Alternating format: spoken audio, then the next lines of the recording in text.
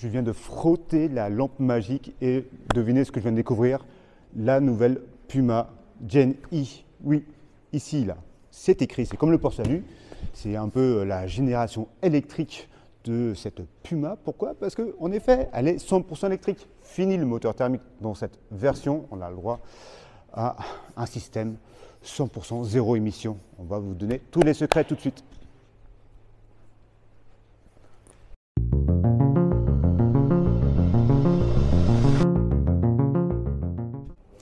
Et comment reconnaître cette fameuse Puma électrique? C'est tout simple, regardez, cette face avant, elle est devenue pleine. Évidemment, c'est un véhicule électrique, donc pas besoin d'aération à outrance, juste une toute petite grille ici pour le refroidissement et tout ce qui est climatisation. Mais est-ce que ça ne vous rappelle pas quelque chose, cette calandre? Moi, ça me fait indéniablement penser à la Mustang Mach-E. Oui, la grande, c'est celle qui est la plus imposante électrique dans la gamme Ford. On retrouve là cette petite bande noire qui singe un peu une calandre de thermique, mais tout est plein. De plus, vous avez le droit à un nouveau logo, le fameux logo 3D de Ford, sans oublier les optiques qui ont largement été repensées, en tout cas l'intérieur, pas la forme.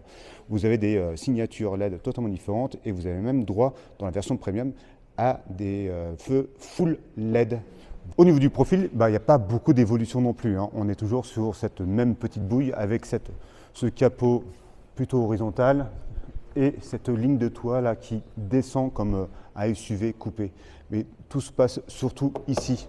Venez voir, là on a le droit à un aileron qui est totalement revu, tout ça pour être beaucoup plus aérodynamique. Ah oui, c'est une électrique, donc chaque petit 10 cm3 de moins dans le profil fait gagner des kilomètres. Ça, voilà, ça c'est entièrement nouveau, c'est refait et c'est un peu plus plongeant comme ça vers l'intérieur.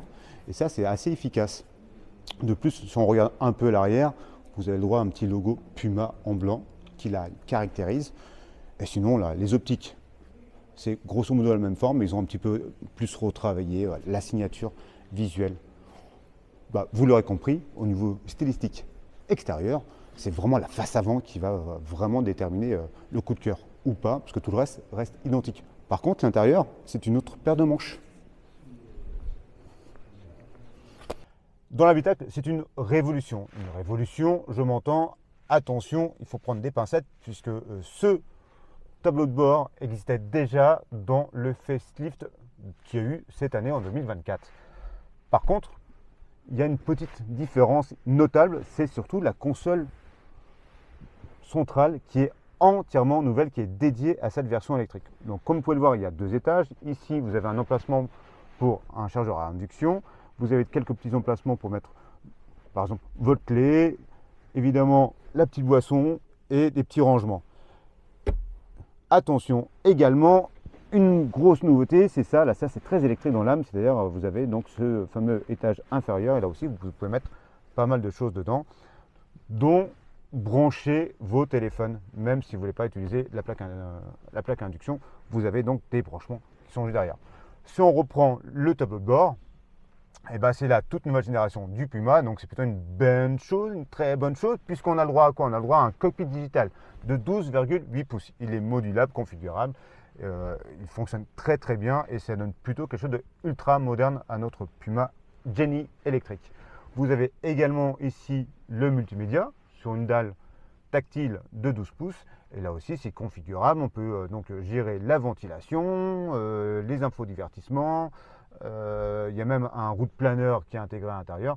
Bon, tout l'ensemble, il va falloir attendre un petit peu qu'on l'essaye véritablement durant les essais qui vont se faire courant 2025.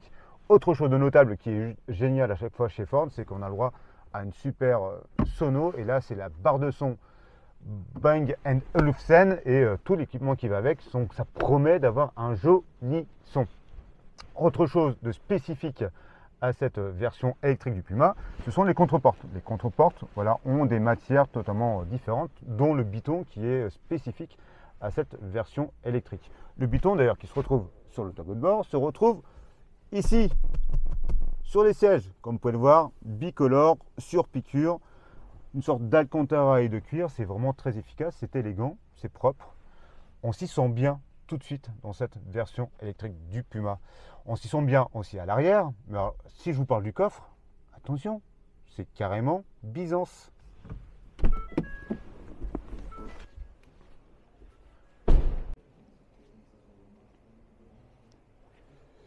Et quand je vous parle de coffre, il faut vraiment mettre la chose en évidence. C'est juste dingue la capacité qu'offre cette Puma. Oui, pour un BSUV, ils explosent tous les scores. Alors, ok, je vais vous dire que le coffre tel quel fait 378 litres, ce qui le met plutôt assez bien dans la moyenne. Alors pour avoir ces 378 litres, il faut faire ça. Donc c'est plutôt sympa, on a le droit à un plancher presque plat au départ, et puis après si on veut vraiment de la capacité, il suffit juste, voilà, en 2-3 gestes, pour atteindre ce 378 litres, en sachant que la moyenne, encore une fois, de la catégorie, on va aussi entre 350 et 400. Donc il est en plein dans le cœur de gamme. Oui, sauf qu'ils ont une astuce qui est totalement dingue. Il suffit juste de lever le plancher et regardez ce qu'on a droit. On a droit à une Gigabox. Oui, l'ancienne génération du Puma avait le droit à une Megabox, qui était pas mal, hein, plusieurs dizaines de litres supplémentaires. Là, c'est 145 litres supplémentaires. 145 litres, ça veut dire quoi? Bah, venez avec moi. Venez.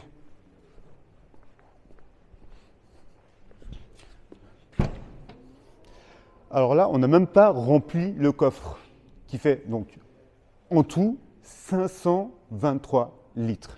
On n'a même pas tout rempli. Regardez, il y a encore de la place là. Une valise cabine. Une grosse valise. Et une énorme valise. Oh, on peut encore en mettre une autre. 523 litres là, ici, dans la soute à bagages. Ah oui, mais c'est pas fini, parce que vous allez me dire où sont les câbles et tout ça. Il y a même un frunk. Le frunk, bah, comme dans toutes les voitures électriques, c'est le fameux coffre à l'avant. Il suffit de tirer comme si on allait voir le moteur. Et d'ailleurs, le moteur se cache bien ici. Et là, on a le droit. Alors, il faut que je trouve la manivelle. Voilà. Là, comme ça vous dit rien. On dit, oh bah tiens, ouais, c'est bien rempli. Le truc, il est où? Il est là. Hop. Oui, mais là, ici, regardez ce qui se cache. Voilà. Ici, vous avez droit à 43 litres. Donc, de quoi mettre un câble type 2, de quoi mettre un autre câble, par exemple 220 volts, et mettre d'autres choses, comme par exemple l'attache remorque ou les trucs comme ça. C'est juste génial. Il n'y a pas d'équivalent. C'est-à-dire qu'en tout, là, sur les petits coffres que vous pouvez avoir partout, 566 litres en tout. C'est gigantesque. Même les voitures du segment supérieur n'arrivent pas à ce niveau. Non, ça n'arrive pas à ce niveau.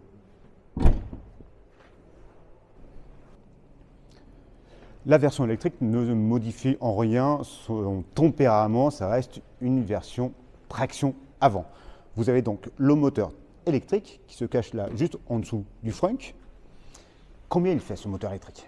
Il n'y en a qu'un seul et il fait 168 chevaux. C'est pas mal hein, pour une voiture électrique. Surtout, bah, ça lui permet d'exécuter le 0 à 100 en 8 secondes. Ouais, on est presque proche d'un score de GTI, n'est-ce pas? Bon, il faut évidemment une batterie pour alimenter tout ça. Alors là, ça devient assez complexe. Il faut comprendre que la batterie fait 54 kWh brut. Oui, mais Ford a limité son utilisation, son usage, à 43,6 net. C'est là la chose la plus intrigante.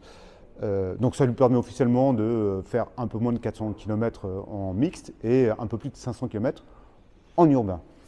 Alors pourquoi ils ont limité autant la chose? Eh ben, on ne sait pas encore, mais c'est vrai que dans l'histoire de Ford, la Mustang Mach-E a eu un peu la même chose. La batterie brute était vraiment bien plus élevée que le système net, et avec des mises à jour, eh ben, ils ont grappillé des kilowatts en permanence, alors que c'était la même batterie. Je les soupçonne de faire un peu la même chose, et c'est juste, je pense, dans un premier temps, pour sauver la capacité de la batterie. Donc attention, il se peut que dans peu de temps, via une mise à jour, celle-ci passe peut-être à 48 net ou même peut-être à 50 net, c'est fort probable. En tout cas, aujourd'hui, on est à 43,6 net. Donc ça, c'est important. Bon. Une batterie, ça se recharge. Et bien ça se recharge dans un chargeur embarqué.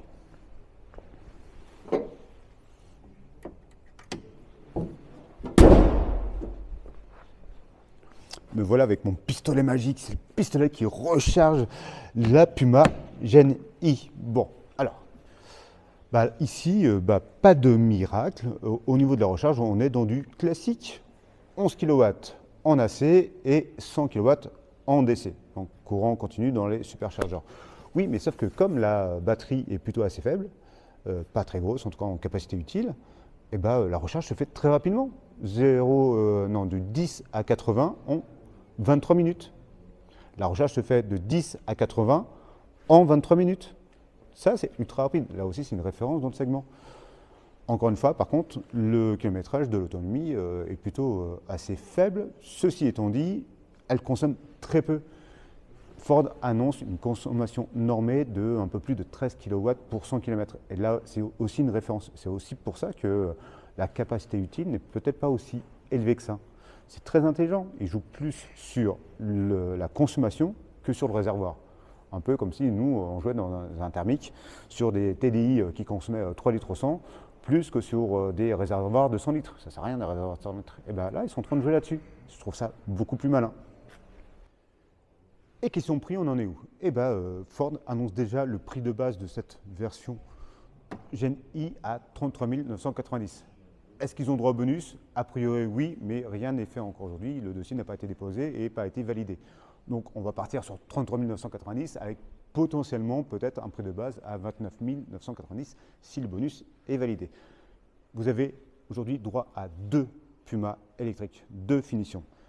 Celle de base, la standard, dispose que de ces jantes ici, alors que la version premium, vous avez le droit à ces jantes de 18 pouces, un peu plus fines, un peu plus sportives. C'est plutôt assez sympa. La grosse différence se fait aussi au niveau du style sur les optiques. Ici, vous avez droit à des LED et les fameuses 3 bandes que vous n'avez pas dans la version de base. Vous avez aussi une différence de sellerie. Ici, vous avez du cuir Alcantara, plutôt assez élégant. Et dans celle-ci, vous n'aurez le droit qu'à du tissu. Évidemment, il y a aussi beaucoup de différences au niveau de l'équipement. Donc, on ne peut pas être exhaustif, donc le mieux, c'est quand même de passer sur la revue automobile. Vous aurez un article qui sera dédié entièrement à ça. Il nous faut conclure et laisser la place à d'autres confrères journalistes. Alors, que faut-il penser de cette Puma? Alors, les ingénieurs ont vraiment eu du génie. Ils ont réussi à intégrer un moteur électrique et une grosse batterie qui est plus ou moins exploitable dans un véhicule de grande série. C'est vraiment du génie à l'état pur. Par contre, en effet, aujourd'hui officiellement, l'autonomie est un peu limitée, donc à 376 km. C'est pas Byzance. Ceci étant dit, ils ont aussi une autre force, c'est que vous avez une recharge qui est plutôt assez rapide et qui nous permet de se recharger assez vite sur courant continu, donc on est en 23 minutes. Le prix est plutôt assez bien placé dans cette gamme-là, il n'y a pas beaucoup de monde en face, 33 990, bien équipé, vous avez cette superbe Puma jaune pour ce prix-là. Donc là aussi, on est plutôt bien placé, c'est plutôt une bonne idée. Et après, il faut dire ce qu'il y a. Au niveau du style, ça reste toujours le SUVB le plus mignon d'entre tous, celui qui donne le plus envie. Et cette calandre pleine, là, ne enlève pas du tout son charme, bien au contraire, ça lui donne vraiment un caractère un petit peu spécifique.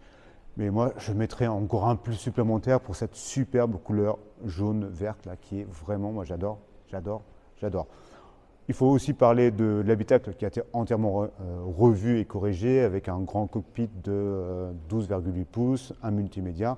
En réalité, il n'y a qu'une chose que je peux vous dire, c'est qu'il me tarde de la prendre en main et de vous en faire un essai.